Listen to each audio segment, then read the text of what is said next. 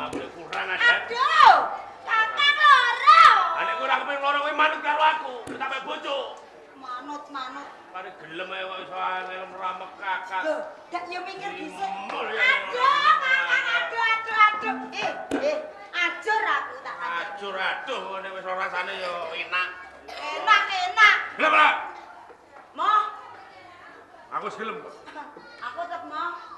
Kowe nek ngobong atiku. Janjine rasa sadu-saduan kok. Nek kowe ora ngobong atiku wis tau dosa kowe aku mentolo karo kowe. Ngopo sampean Lho arep apa-apa ora urusan ah. Gelem ora? Meh, kakak. Ora. Mo kakang. Kakang. Irungmu kaya irung curut. Aja nyalano aku. Aku nek wong ayu ora ngomprek kok. Layakne karo kok kutho. Kakang colke. Kakang colke. Senengan sampean nyerat-nyerot. Iya. Mas sampe ndak rada iki ya jalukane. Ora dadi iki. Lah, dadi iki lah. Aku nek dadi iki gandrung kowe. Mah aku. Gelem. Mah. Gelem. Aku mah kakang. Sapa manis kaya sira.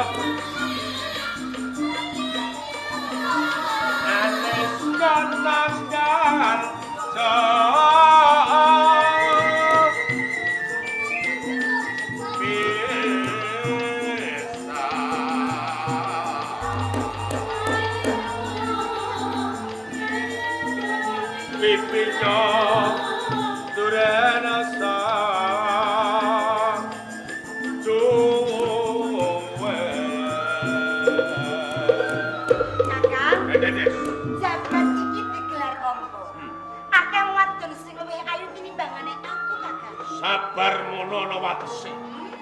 Nek kowe tansah wanggalan wangkot, aku mentolo karo. Aku wis duwe calon, Kakang. Lagi calon iso wae dadi ya iso urung. Mula urung ki. Kowe tak pengen bojo. Kowe gelem ora? Kowe nek ora gelem tak kudu mari paksa. Kakang. Gelem ora? Gelem ora? Aja. Gelem ora? Kakang. Kudu mari paksa.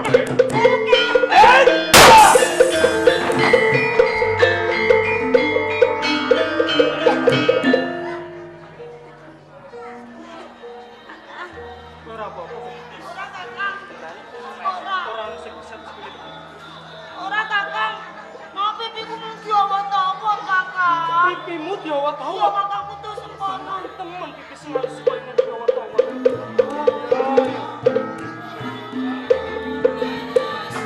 Aduh. Kakak. Piye? Mau bokongku diciwit. Bapakmu sing tepos iki diciwit. Tepos. Ya piye?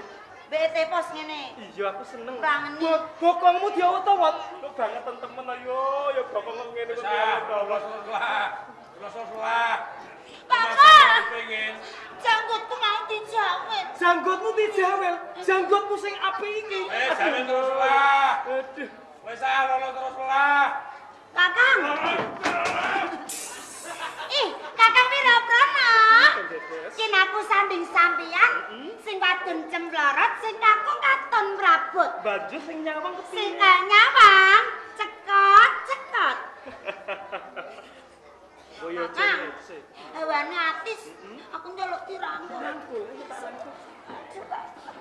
Sing kenceng kok.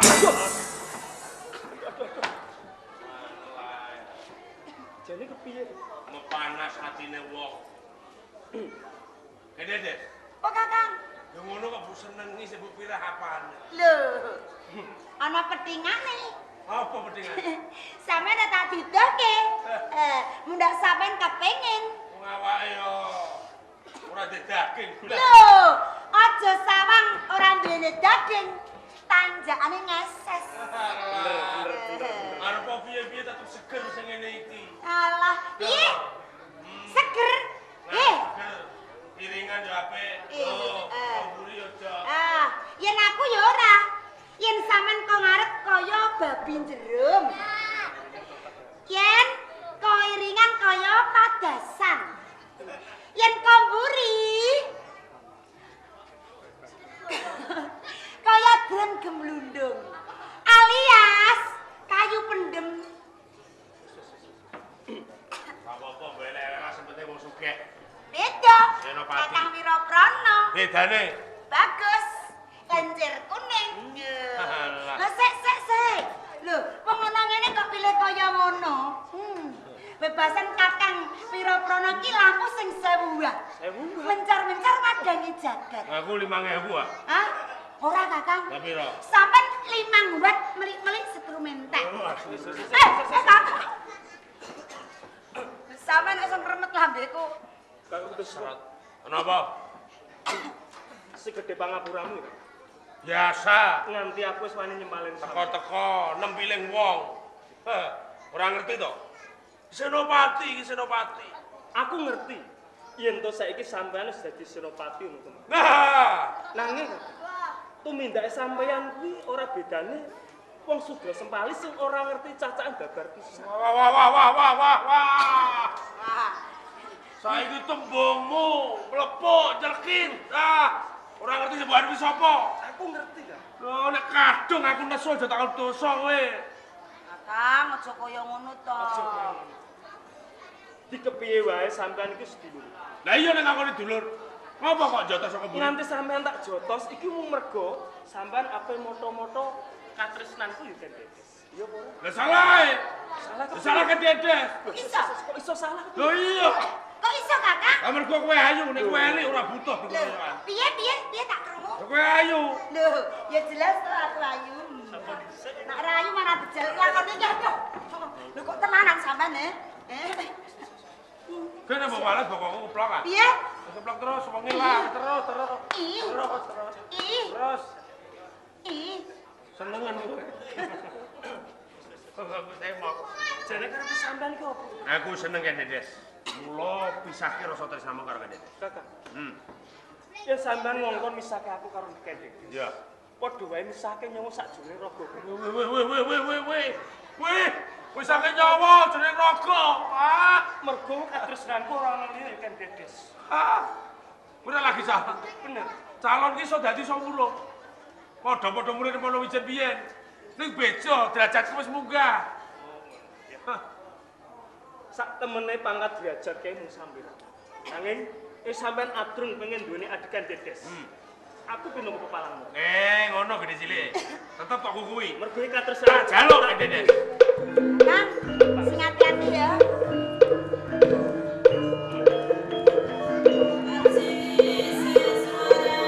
Wis.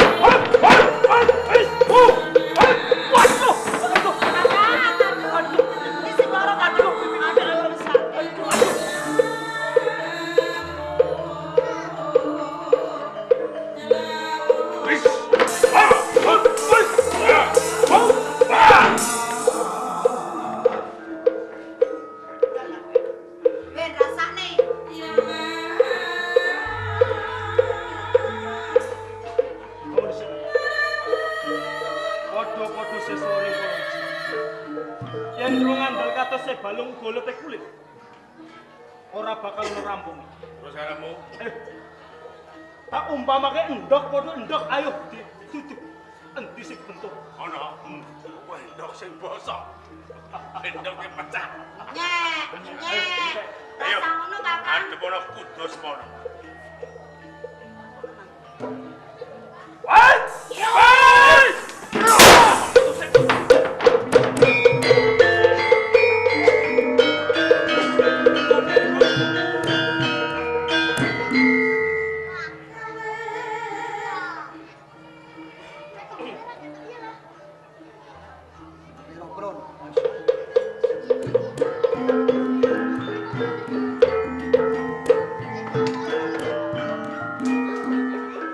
Matur nuwun. Yen to kowe menehi pitulungan karo. Dadi kowe ngrumangsani yen to kowe bisa selamat mergo aku. Umpama ora ana aku mbok menawa kowe tumekaning pati. Awit saka tumindak lan pakartine kudu sempurna. Pancen. Kabeh mau sing gawe Kakang kudu semua. Nganti aku bantah binantah. Malah nyuwun gendut. Rahayune kowe kok teko ning papan kene. Upama ora teko ning papan kene mbok mau dadi wangke. Tenane aku ora kepengin kowe matur nuwun kelawan aku. Yen nitik saka tembungmu kowe ngandhake yen aku ora oleh matur nuwun karo kowe. Iki jane kepiye aku babadasan. Aku ora butuh kowe matur nuwun. Jalaran gonku tutulung lawan kuwi mbok menawa pancen aku nemu pamrih. Pamrih. Aku duwe pamrih. Ya, yen pamrih bab perkara bondo donya, yo ngerti dhewe kahananku koyo ngene, aku ora duwe apa-apa. Banjur apa pamrihmu? Dudu bondo donya sing tak karepi. Nanging mergo aku nyelametke Kendenis. Sepisan saka tumindak kudu semono sing wis mangkian adigang adikum lan adikum. Kang ongkolo yen nganti ku Kendedes Ciloko sing kelangan dudu Empu Purwo. Nanging aku kabeh keluarga ing Wonowijen uga melu kelangan. Masuk. Atur nuwun. Yen to kowe ngeman karo Kendedes. Nanging ngerti. Yen mau tembungmu nggonmu tetulung mau pamrih, mergo kowe seneng karo Kendedes. Tak blakake karo kowe. Semono go aku lahir batin, aku go seneng karo Kendedes. Dadi kowe seneng karo Kendedes. Mergo iki katresnan Wirapron. Wis suwe banget tenane aku arep kandha perkara iki. Nanging mbok menawa tulan kahanane sing durung ngeparengake aku bloko. Apa sing dadi isen-isene atiku? Yuk. Saiki wis ya itu. Lan kowe bisa maca apa sing dadi apa sing tak rasake lan sing dadi isen-isene atiku. Pancen aku tresno kelawan Kendedes. Mergo kuwi kowe tak slametke saka kudu sempurna jane. Kakang, kudune sampean matur nuwun karo Kakang Meso Agni. Nyatane aku wis ngandhake matur nuwun. Nanging maturku ora ditampa. Mergo apa? Anggone menehi pitulungan kuwi mau pamrih. Kakang Meso Agni, Kendedes. apa to karepe sampean Kakang? Aja nganti kowe cilaka. Aja kowe nganti nandhang popo. Mbuh saka tangane kudu sempono, mbuh saka tane wong sing ora tanggung jawab. Lan meneh, yen to kowe nganti cedhak kelawan Wirabrono, masengit atiku. Ora trimo aku yen to kowe bebarengan kelawan Wirabrono, Kendedes. Aku Cikane tresno kelawan. sampean sujono Kakang. Kakang, aku wis dadi katresnane Kakang Wirabrono. Yen sampean tresno karo aku, monggo aku mboten sajuga lho Kakang. Cukup kepiyanggonku nglakoni, ya. Aku mboten sajuga. Apa kudune disigar? Kendedes. Yen disigar mengko ora kepangan. Apa Kendedes. didem loro? Ora kuwi sing tak karepi. Terus Kakang? Ngenani bab tresno pancen ati kudu nyawiji dadi siji. Nanging yen to saben dina kowe cedhak kelawan Wirabrono, atiku ora trimo. Masengit jroning batinku jane. Kakang Mas. Wirabrono, Piye, Mas Agni? luwih becik. Penggal semingkir saking papan kene. Aja kok tresken duwe serampungan tresno kelawan Kendedes. Aku ora pengen gendut karo kowe, Agni. Mergo apa? iki ono Ken Dedes ning kene. Upama mengkone Ken Dedes seneng karo kowe, lilo legowo tak wenehke. Nanging semono kosok baline. Yen Ken Dedes milih aku njaluk pangestumu lilanono yen Ken Dedes bakal tak jak omah-omah. Oh, dadi ngono to? Iya. Yen pancen kabeh kok pasrahke kelawan Ken Dedes. Tak enteni pawang sulane. Mbuh milih aku, mbuh milih kowe. Ken Dedes. Iya. Saiki kowe kudu prasaja. Ing desa Panawijaya ana wong lanang luwih saka siji sing tresna kelawan kowe. Wangsulana. Kakang. Aku utawa Wiraprana sing Ning aku janji lho Kakang Meso Agni. Kalamun tuh aku milih Kakang Meso Agni sampean yo aja srek yo Kakang Wiraprana. Ikhlas lahir batin bakal tak lungke tanganmu. Yen aku milih sampean, sampean yo aja runtek Kakang. mbok menawa aku bisa. Oh ngono. Yo Kakang, pancen kalamun toh sing dadi bojoku kuwi luwih pantes kaya dene Kakang Meso Agni. Wonge yo bagus. Yo piteksa. Mbok alem. Ora kuwi tenan to Kakang.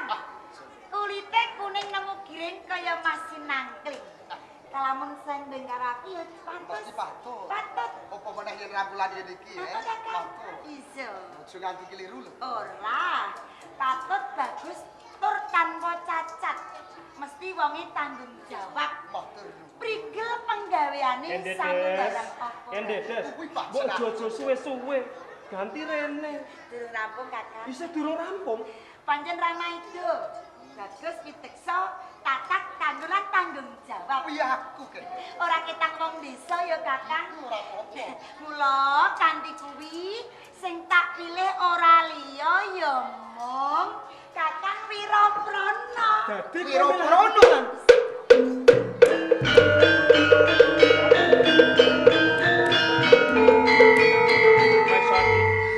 Kededes. Kakang, Tak enteni pawangsulanmu. Nggonmu ngalembono kelawan aku entek ngamek kurang golek. Rumangsaku tulus nggonmu ngalembono kelawan aku. Rumangsa seneng bunga aku krungu kandhamu Ken Dedes. Nanging jebul opo?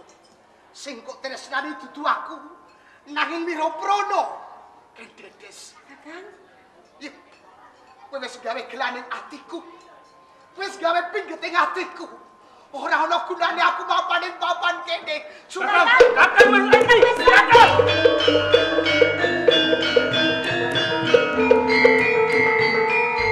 ya gini kedadiane kaya ngene Kakang.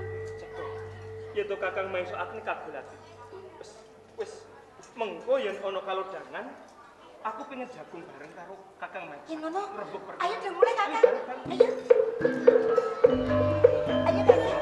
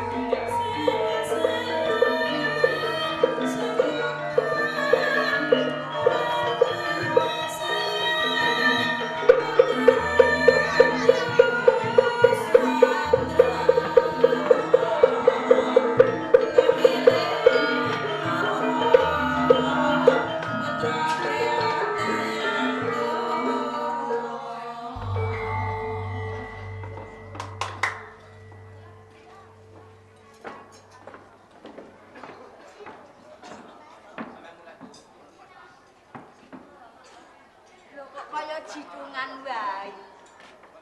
Sam biyong ning kene. Lah kok tanpa sebawa, tanpa omong. Njorong mlebu wae to nggih. Bocah bagus, Mas. Iki biyong ning kene lho ya. Ana apa? Hah? Lah kok Lho, Sam. Hah? Mentolo sampean. Lho kok mentolo kepiye to? Yen to nyawang anake lagi susah, Heeh. Susah? sampean mboten krasa piye? Lho, aku ya krasa. krasa pengkolatanmu ora kaya adat sabene. Yor sing dipikir kuwi apa? Apa kurang sandanganmu? Kudune biyong nukokke kang apik ngono ya? Biyo, Heeh. senajan ta urip kula niku namung pas-pasan. Ya. Senajan ta urip kula mung mangan sego jagung, bothok yuyu, sambel terasi ing desa kene. Heeh. Kula niku pun lega. Kula pun trima, Biyo. Ya. Nanging sing dadekke pingget ing ati kula, Biyo. Apa kowe mau bubar tukaran karo kancamu? Mboten. Hah?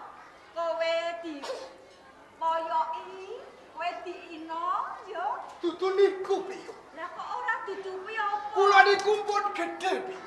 Lho, Kula pun dewasa. biyong ya wis ngerti. Yen to kowe wis dewasa, wis gedhe, pinter dandan, saiki katon bagus. Lho ngaten iki jenengan dereng rumangsani. Sampeyan dereng krasa, Biyo. Lho, krasa piye to, Nggen? Lho, yen to coba jeroning kedhuk bisa dijajaki. Nek yen to batine liyan apa bingung mangerteni. Senajan kowe anakku. Ning batinmu nak biyong ya ora mangerteni to, Nggen? Biyo sendiri. Napa kudu kula bloko lan sampeyan? Lho, sanyatane kaya Kudune sampeyan niku pun nggrahi to isin-isin ing ati kula, Biyo. isen-isen ing atimu. Kula niku pun gedhe. Heeh. Saniku kula tak takon. Piye? Umpami kula omah-omah mengku wanita kira-kira niku pun pantes napa derek? Lho ya wis pantes. Lah, Dadi anakku wis kepengin omah-omah. Wis seneng wong wadon. ngaten kok dadak ditakokke. Iya ta. Ngono bae kok nesu. Ngono bae kok puji wong, Yen. Saiki. Ya sapa wanita kang mbok tresnani. Mengko biyong kang bakal notok korine inang jambe suwe ateges biyong bakal nglamar. Saestu. Lha iso ngono. Janji lho. Iso. Janji. Sapa sing mbok tresnani nggih, Cah Bagus? Kula niku anak sampeyan. Lho ya anak. Wong tetembungan anak polah, wong tuwa keperadaan. Coba keperadaan. Sakniki kula tak bloko. Heeh. Nanging upami biyung sembuni saged minangkani panyuwun kula. Iso. Iki mbatekke senenge atiku. Lha mesti ngono wong tuwa bakal keperadaan. Apa panjalui anak yen wong tuwa bisa bakal dileksanani? Matur nuwun. Nah, wong tuwa kudu tanggung jawab ngono nggih. Niki sing kula rantos. Lah, Kula niku pun pengen rapi. heeh. Kula pun pengen duwe bojo. Ora apa-apa. Mongko wanita sing kula tresnani niku namung setunggal. Sopo nggih? Ken Dedes. Hah? Gendok kan Dedes? Nggih. Sing mbok tresnani? Sampeyan kaget? Yo kaget ngono. Kiki napa sampeyan kaget? Kados pundi janji piyung sempune lan kula. Riyen kula niku nate krungu rembugane sampeyan lan Bapak Empu Purwa ing Wonowijen. Yen kula niku jodhone Ken Dedes. Nanging napa nyatane, Biru? Nanging napa? Ngantos sak menika Ken Dedes mboten dados katresnan kula. Lanjur kepiye nggih? Apa kowe wis cedhak lan Ken Dedes? Wis nate nembung lan Ken Dedes? Menawi cedhak saben dinten kula nyawut, Angin nembung? saben dinten kula ketemu. Ning sing kalepke kula cedhak niku mboten raga, Biyu. Nanging batin utawi ati, Biyu. Nggih, masak. Kula. Apa kowe wis nate nembung lan gendhok Ken Dedes? Wis kondo yen to kowe tresnani marang Ken Dedes. Sampun. Wis, nang kepiye kasunyatane? Pawangsulane Ken Dedes Piye? mboten saged nrimo kula. Ditampil. Apa ana kakung liya? Wis Wonten. sapa? Mboten sanes Wiraprana. Wiraprana. Leres. Kang ditresnani. Kados ngaten. Nggih. Kula. Ya. Yen to gendhok Ken Dedes nampa lan kowe. Biyong bakal nglamar. Nang jebul gendhok Ken Dedes wis ana pemandenganing atine yo Wiraprana. Saiki yo le yo. Kowe golek wanita saliyane genduk Kendedes. Piyong Sempuni. Nggih. Kula niku mboten pengen krungu kandha sampeyan kados ngaten. Lah kok kula kan pados wanita sanes. Mongko wanita sing kula tresnani ku namung Kendedes. Nggih. Pundi janji sampeyan? Maisudi. Pundi janji sampeyan lan kula piyo? Sinaosa wonten piyo liya. Wiraprana sing dadi katresnane Kendedes. Nanging janji Piyong Sempuni lan kula menawi kula jodhonipun Kendedes. Pundi piyo? Nggih. Jodoh ngono ana astaning Gusti. Senajan Biyong njodohake nanging mangerti nggih. Genduk Kendedes ora tresna lan kowe. Apa kudu dipaksa? Sekap Piyong, sekap. Apa kudu dipaksa nggih? Piyong Sempuni. Wis adi. Pancen tresna niku mboten saged dipeksa. Nanging menawi mboten kelampan kula tresna lan Kendedes. Niku nyeksa batos kula Piyong. Nggih. Sakmenika kula tak takon lan sampeyan. Piye nggih? Saged mboten kula jejodhoan kalian Kendedes. Ora bisa nggih. Aku ora Biyong janji lan kula menawi sagah nata karinginan jambe suruh lan wanita meniku. nanging yen kowe ditampek kepiye? Yen Kendedes ora tresna lan kowe piye nggih? Oh, ngaten menika pawangsalan sampeyan. Ati kula keronto-ronto, batin kula kasekso awit wanita Kendedes. Biyong kula. Masak Tiyang sepuh kula ingkang nglairaken kula. bisa. Mboten saged ngertos panalangsaning batin kula. Aku Sekap! Sekap Biyong. Aku ngerti nggih. Menawi boten kelampan kula sesandingan lan Kendedes boten wonten ginanipun kula urip.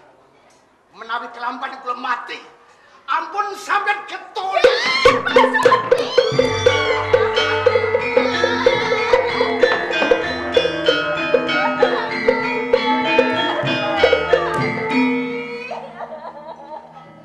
Kene aku ngucap sing kaya ngono. Biyong ora bisa nggareske jodohku.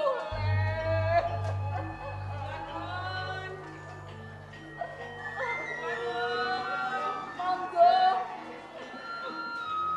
Monggo. Oh, monggo, monggo. Monggo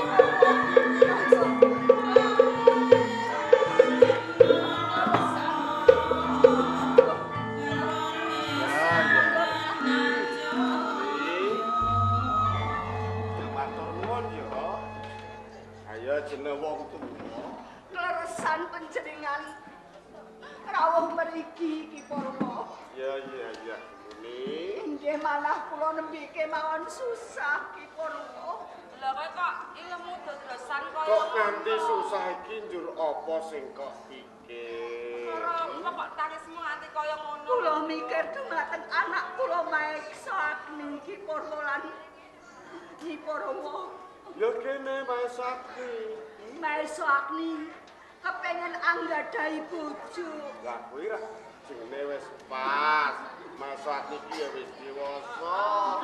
Wis patut lamun dheweke iki mengko jeneng bocah wadon. Pamane kowe ora ndiragat. Tembung kok tak wenehi ragat, ora usah susah-susah. Aku ora kabutan sampeyan lan kowe. Ki Purwa. Enggang dipun tresnani menika putra panjenengan genduk Kendedes. Oh, Kendedes. Nanging ugi kula badhe nagih janji panjenengan. Rumiyin panjenengan sampun nate janji dumateng kula. Menawi anak kula Maesa Agni sampun akhiring dewasa, badhe panjenengan jodohaken kalian genduk Kendedes. Lajeng kados pundi Ki Purwa? Menawi kula nagih janji rikala rumiyin Ki Purwa. Semuni Inggih. pancen biyen aku nate janji lan kowe besok dewasane semani lan anakku Mas Agni. hmm, Maesa Agni anak ya kula. anakmu rak Maesa Agni. Inggih, panjenengan janji dumateng kula. Nah, Menawi dipun jodohaken lan anak kula. tak ajodoke anakku Kendedes. Pancen aku nate janji. Nih. Rene ana tetembungan. Jodoh pati rejeki kuwi dudu garapaning manusa nanging Gusti kang akarya jagat kang nemtokake. Nggih kados ngaten nanging Ipun manah kula menika sumelang anak kula Maeswati pamit dumateng kula. Pamit kepiye? Inggih menawi boten pikantuk gendhok ken dedes pilaur temekaning pati pramila Ki Purwa kula badhe mlapati anakku.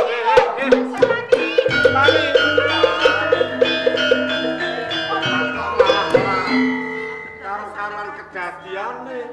Pripun? Kula aja kesuwen. Ayo ditunggu lakone semono.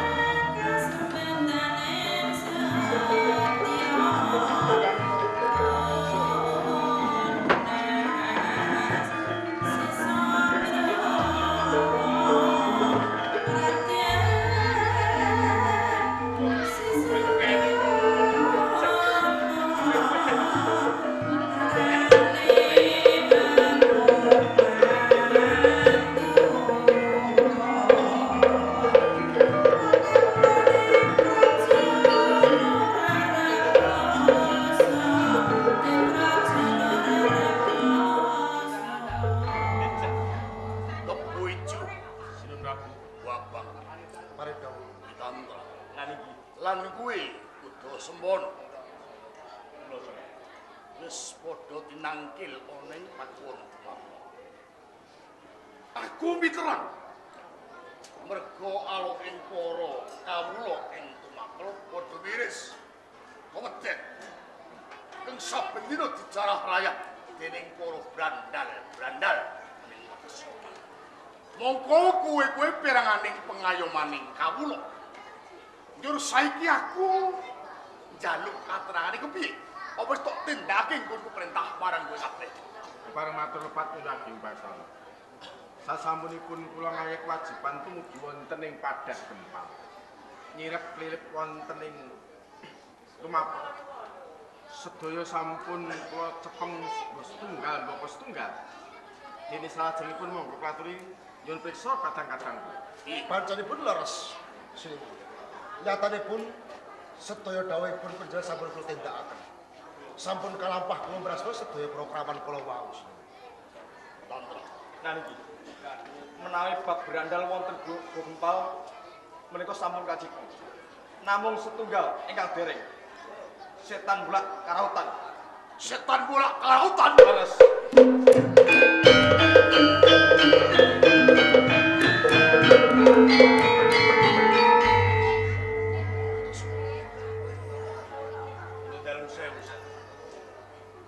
Menawi kanyatan pakuwon tumakul dipun damel gedhak sepisan brandal ingkang rarumpun wonten ing Padas Gempal sampun kasirep.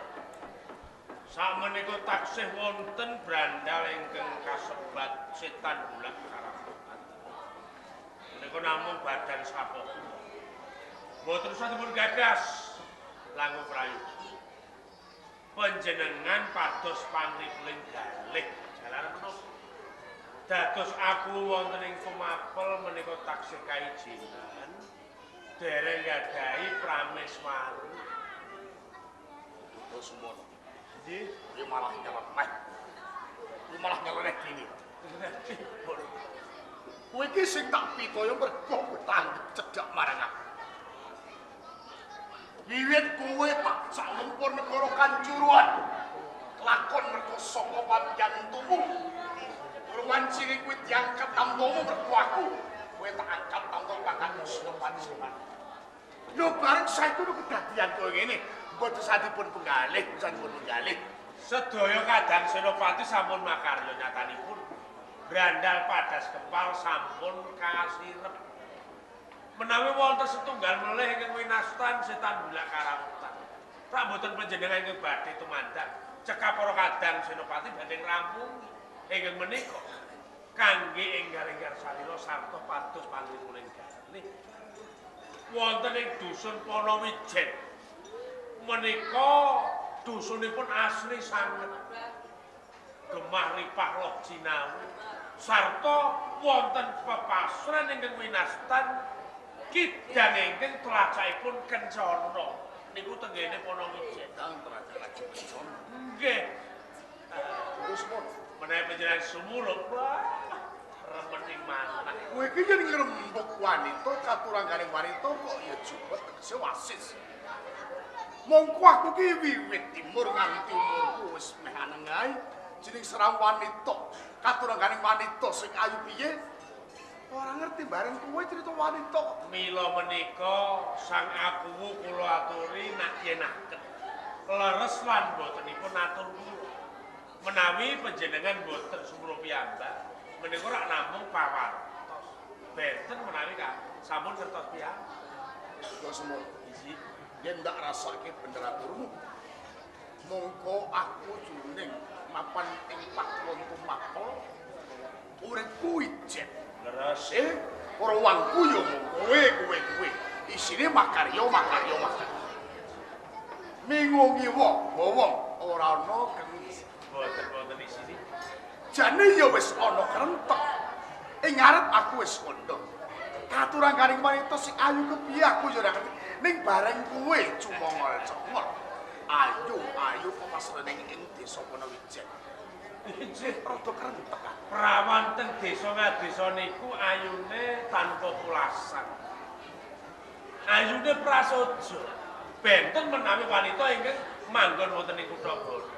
Ayune niku niku mau ngadapan Gusti. Ning ya ora maiku.